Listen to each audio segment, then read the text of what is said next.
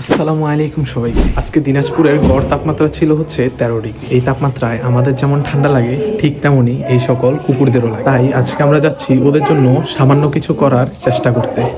আজকে আমাদের মূল লক্ষ্য হচ্ছে কুকুরগুলোর জন্য কিছু শীতের জামা কাপড় কিনা। আমরা বিকালে বের হলেও যেতে যেতে সন্ধ্যা হয়ে যায় এবং তাদের জন্য সঠিক মাপ এবং সঠিক কাপড় পেতে প্রায় এশার আজানি দিয়ে দিচ্ছিল। তবুও আমরা প্রত্যেকের জন্য তাদের সাইজ মতো জামা কেনার চেষ্টা করেছি।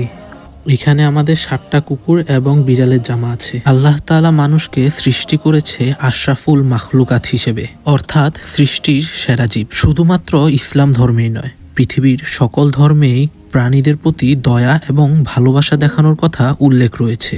আল্লাহ তাআলা এই সকল প্রাণীকে আমাদের অধীনস্থ করেছেন। তাদের রিজিকের একটা অংশ কিন্তু আমাদের হাত ধরেই আসে। আমরা যেমন আমাদের দুঃখ, কষ্ট, আনন্দ, ভালোবাসা বলে অথবা কাজের মাধ্যমে প্রকাশ করতে পারি, তারা কিন্তু তা পারে না। অতিরিক্ত ঠান্ডা এবং অতিরিক্ত গরমে মানুষের যেমন কষ্ট হয়, ঠিক তেমনই এই সকল পশু পাখিরও কষ্ট হয়। আল্লাহ তাআলা আমাদের হাত, পা, শারীরিক শক্তি এবং মেধা দিয়েছে, যা দিয়ে আমরা আমাদের অভাব পূরণ করি। কিন্তু এই সকল বোবা প্রাণীদের অভাব কি তারা কখনো আমাদেরকে বলে অথবা ভাষার মাধ্যমে প্রকাশ করতে পেরেছে?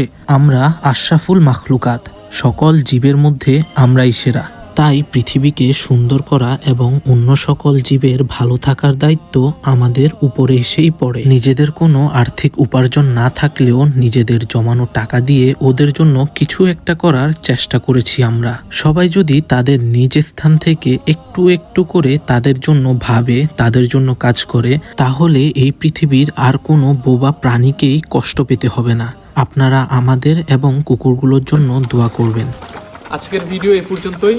নিজেদের পাশাপাশি আপনাদের আশেপাশের যে সকল পশু পাখি আপনাদের উপর নির্ভরশীল, তাদের যত্ন নিন।